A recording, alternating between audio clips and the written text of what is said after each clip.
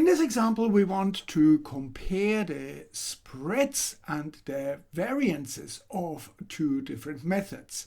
So, for example, we carry out protein cell lysis with two different methods, freeze thawing and maybe some lysozyme or whatever method, and we measure the resulting protein concentrations that we get out. And we've got method 1 and method 2, and here are our protein concentrations. Now we are not too worried about the average of the protein concentration that we get. We are more interested in the spread, the variability of the different methods, because very clearly the smaller the spread, the more sort of precise a method might be. So we can calculate the range of our values here, and we can do that in Excel quite easily with the min and max function. So here we can start with the function, we can calculate the range. So we take the maximum of the data here and subtract the minimum of the data, and that gives us the range for these data. So here the range is 29.9 microgram per milliliter. We can do the same thing for method 2. Let's see what here the range is. I just copy the cells. Here the range is 6.6 microgram per milliliter. So very clearly it looks like that method 1 produces a far wider spread of data than method 2. Okay, but is this difference actually statistically significant? Now, we can address this question by using an Ftest. And first of all, we need to set up a null hypothesis and an alternative hypothesis. And I've written down the null hypothesis already here. So the null hypothesis basically says that the variance of the population represented by sample 1 or method 1 here is the same as the variance of the population represented by sample 2. And we can also write this as basically the variance of sample 1 equals the variance of sample 2. The alternative hypothesis is, and that's a little bit of a special thing for the Ftest, that we usually use a one-sided test. The variance of the population represented by sample 1 is larger than the variance of population represented by sample 2.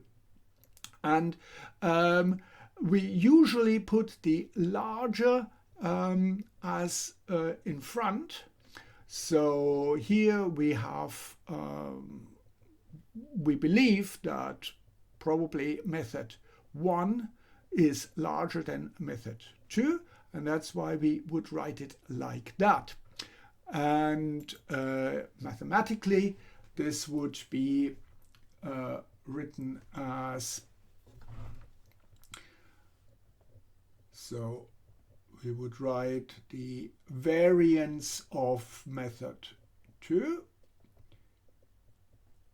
is larger than the variance of method of the variance of method 1 is larger than the variance of method 2. Now we would also set a significance level of alpha. We very often would use a significance level of 5%. So that's that. And we would make a decision rule. So if the p-value of the Ftest is smaller than our significance level alpha, we would reject the null hypothesis in favor of the alternative hypothesis.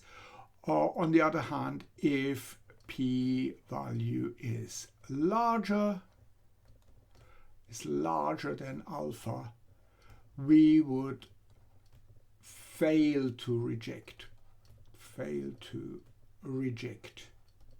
the null hypothesis. So how can we now perform this test? Well, the nice thing about Excel is that there is a built-in function. So if we go to data in the ribbon and to data analysis toolpack that you need to install, and I will leave a description how you can do that. So data analysis, so here we have an Ftest and we select this from this pull down menu.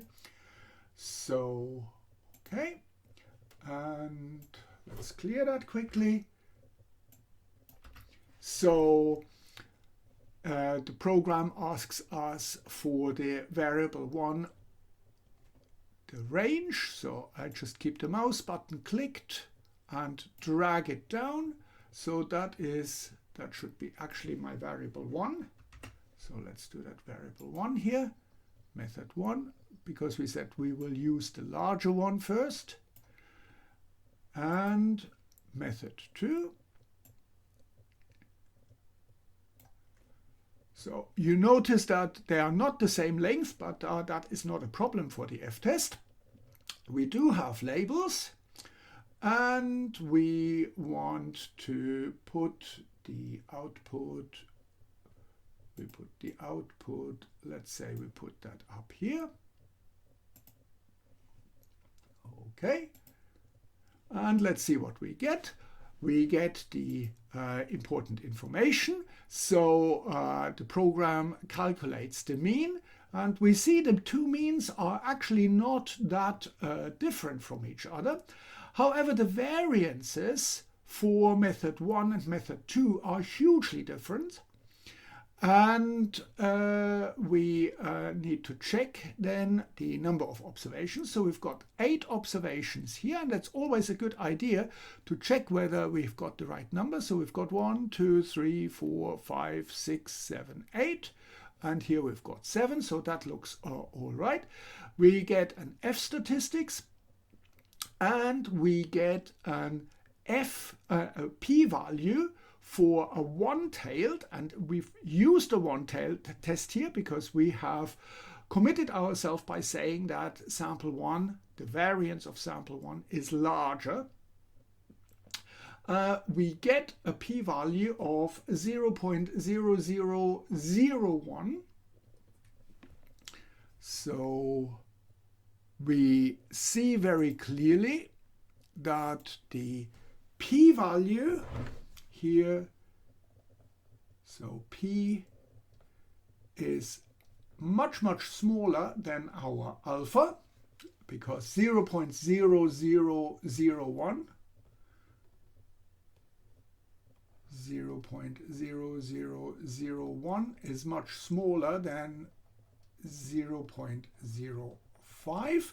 So p is very small, and we know that p is low. If p is low, the h naught must go. That follows our decision rule here.